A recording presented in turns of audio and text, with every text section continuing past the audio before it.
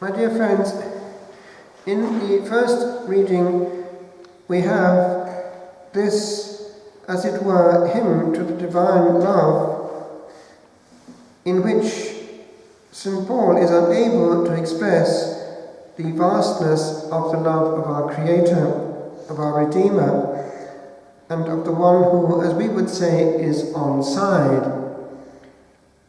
Now that is something always to be borne in mind when handling any immortal soul. God is on side.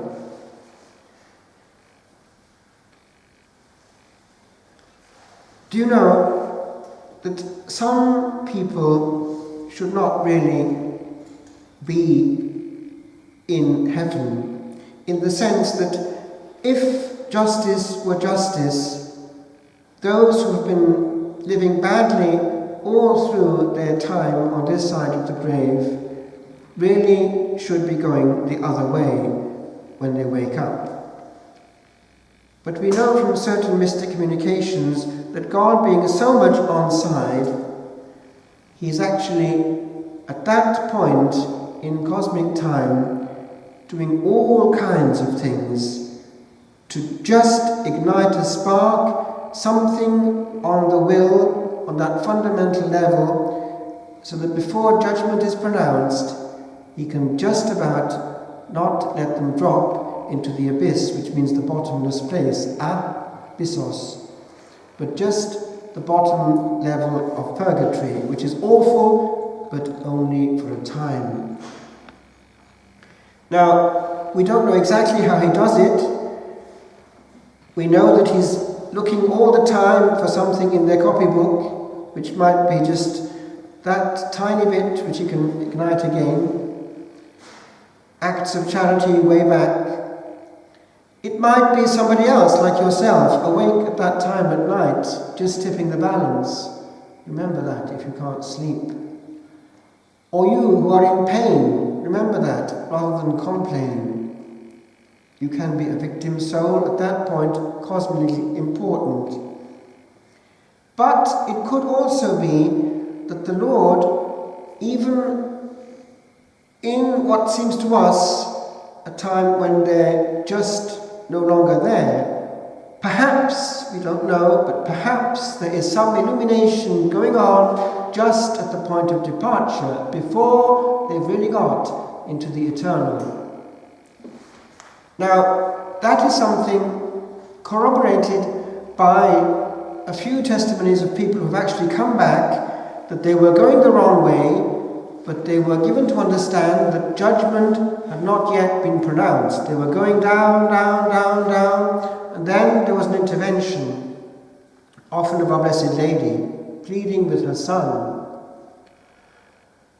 But the issue was this, that final judgment was still over their head.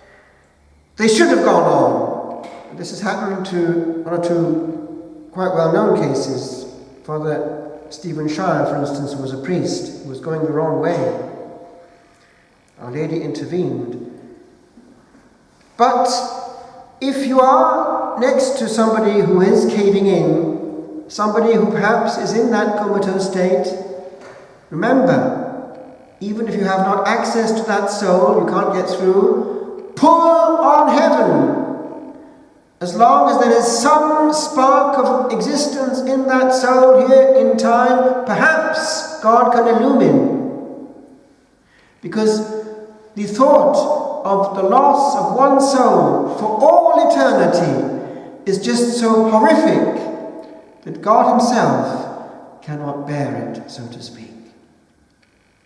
And if we genuinely go to the other place, the fact is this: it's our own free choice. God gives all the chances possible. Now, there's only one problem with that. It's this. At that last desperate pull of divine grace, tendentially, what has always happened is going to happen again. Why? The force of habit is so strong that one has always said no to those pools of grace. So even the last cosmic one risks having no effect either. Now, with regard to this passing from life to the beyond,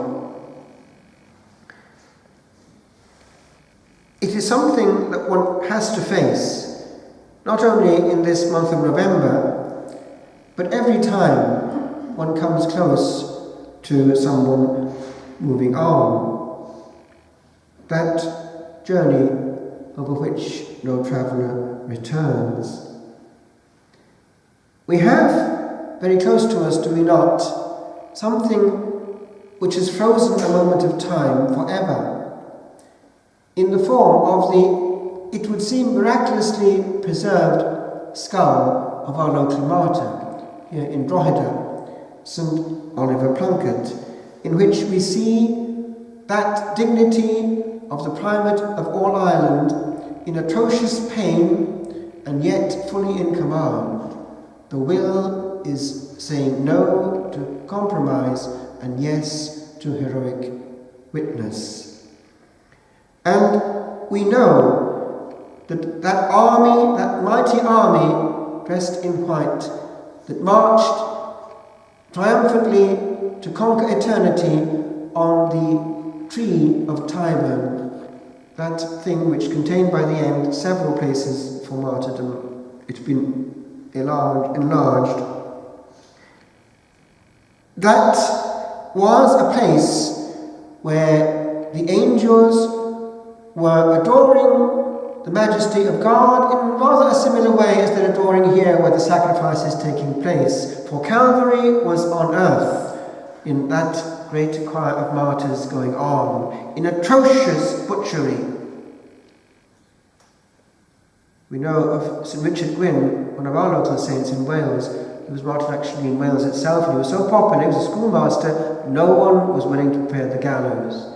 So it was a rickety thing. But as they were pulling out his heart, because it was a bit by bit thing, he said in Welsh, "O Dduw Gwyn, pa beth ydy hyn? O white God, O blessed God, what a thing is this?" And the reply was given by the executioner, "This is the execution of the High King." And we know also, in the case of another John Roberts, our martyr from our area, when he was martyred in Tyburn, that the rite was not fully observed, in the sense that there was a whole rite of execution, not only the butchery, but the reply, almost liturgical, when they would hold up the heart of the martyr, pulled out of his body, still beating, and the executioner would say, "Behold the heart of a traitor!" And everyone was expected to reply, "Long live the King!" No one said a word, because he'd given his life before being martyred to help those in the plague in London, and they knew a good man when they saw him. Yesterday was the feast of all the saints of this Holy Land, island of saints and scholars.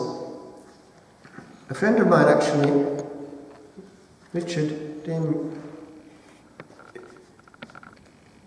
Damien Richardson, got this produced. It's an old book by a Jesuit, and he was so moved by it that he wanted, out of his own purse, I think, to get it reprinted, and Providence did the rest. It's an old book, as I say, by a Jesuit who researched our martyrs here in Ireland, which we forget about. We tend to think about those in Tyburn. A whole book of them, dying so that we could do what we're doing now. Pictures and all. Here you've got, in Ireland somewhere, this one, a gallows. You can't see it there, but it's just a gallows. There are, I think, 2 pairs being hanged there. But you've also got someone in a difficult posture underneath. He's obviously a bishop because they put a mitre on his head. And you've got his feet sticking out of kind of these stocks. and under his legs and feet you've got a fire ignited, so he's being roasted there, at least his feet, while he's looking on. It's almost easier to die than be roasted, isn't it? Part of you. So this is the gentle mercy that the authorities had for those who were keen on maintaining the faith. And just to give an example of the typical behavior that they had around these martyrs, I'll just quote this, just an example, could be anyone. This good man was taken out of the castle without any noise, that there might be no disturbance in the city. The Catholics who were imprisoned there, seeing what was taking place, cried aloud that an innocent man was going to be put to death. Among the rest, a certain bishop shouted out that he rather deserved this punishment for the scandal which he was afraid he had given formerly. It's rather like Maximilian Kolbe, isn't it? But at O'Hurley, this is the good man, was a holy and innocent man and had done no wrong. The jailer flogged him, and the others also severely, and so made them keep silent. Only 2 of the town's men met him as he was going to the place of execution. These and a friend of his, who had given him many proofs of affection and had exerted himself on his behalf ever since he was seized, accompanied him. It's good to be faithful to the end.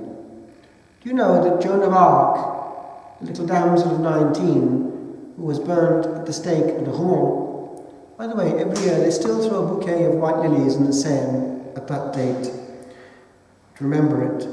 She had one who was faithful to her at the end, a good Dominican who held up the crucifix as she was burning and suffocating.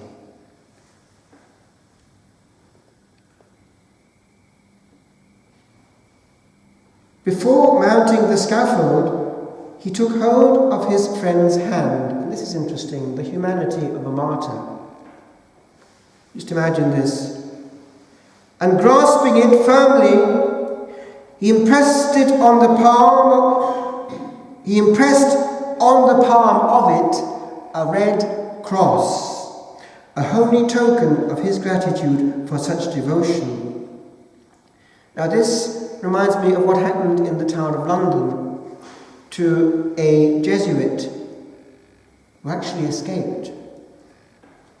He was visited by 2 holy women who begged permission to kiss his tortured limbs. And he was reluctant, but out of respect for Christ, whom he knew he carried in himself, he allowed them to do so. He eventually was tortured with those hands, and he was mangled by the torture that he could hardly do a thing, but yet he was able, through very clever means, to escape from that impregnable place of the Tower of London, but not without, wait for it, celebrating more than once the holy sacrifice for which he was being imprisoned. They had ways and means of doing the impossible, because they had to have all the equipment, and yet with secret ink, orange juice and that kind of thing, things got through. That's what the Mass meant to these martyrs.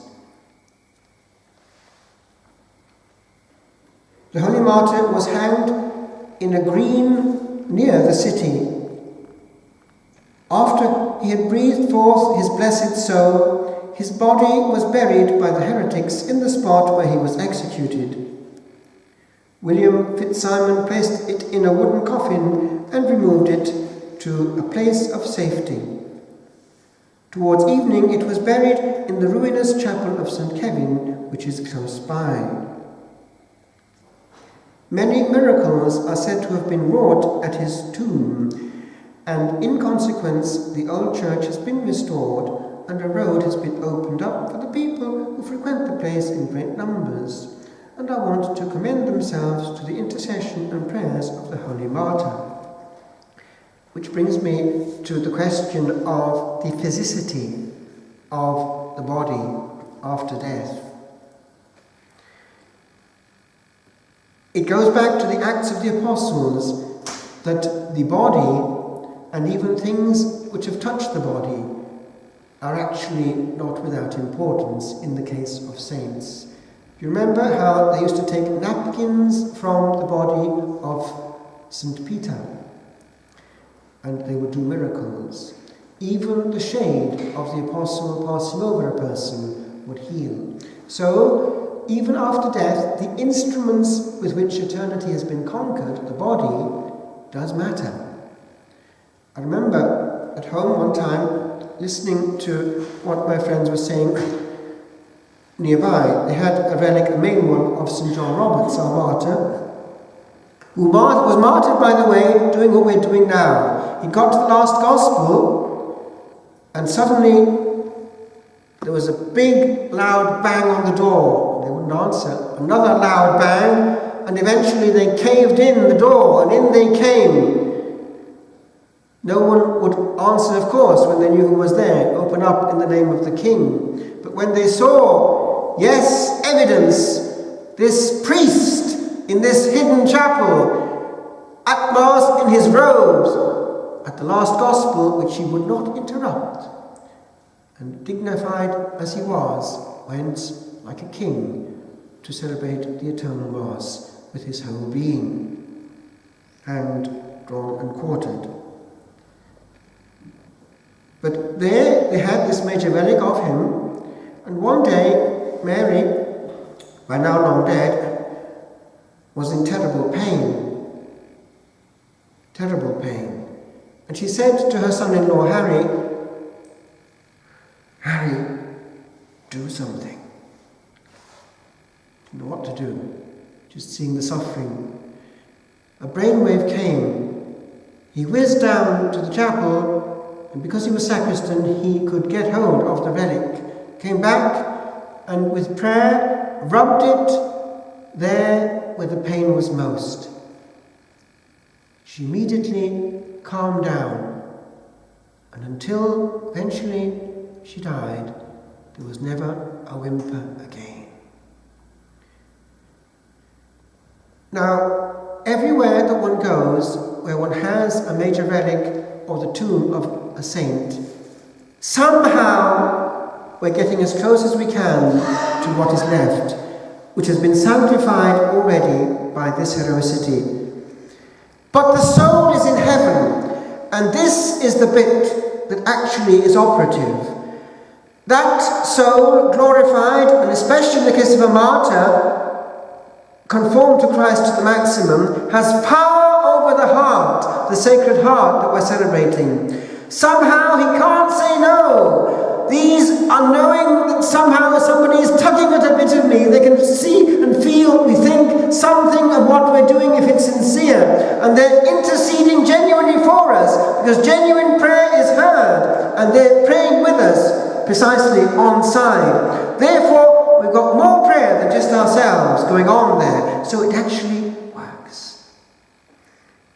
We had just this last week, St. Winifred, the one shrine where they've always had miracles and they could never stop it. Even the Protestants were healed. And again, it was a martyr, a virginity that time, in the 6th century. And where the head fell, the holy well gushed forth. And to this day, miracle upon miracle upon miracle. For my friends, the arm of the Lord was never shortened.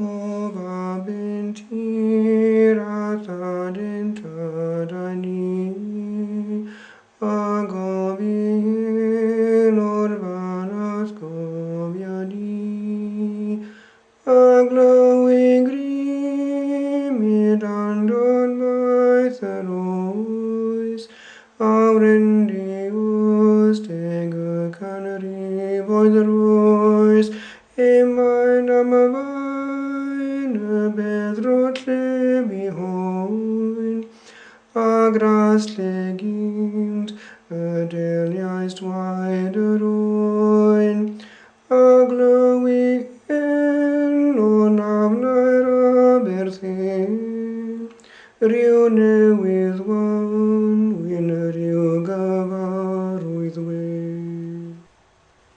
Child of an chaste father of a throne, dost thou this night recall to whom belong these parts of earth that once to heaven were wed, these silent choirs where once thy feet did tread? Dost thou still hear the echo of this pause in ancient song that long flowed 'tween the pores of heavy stone, where buried lies a while a patient spring, an old familiar smile?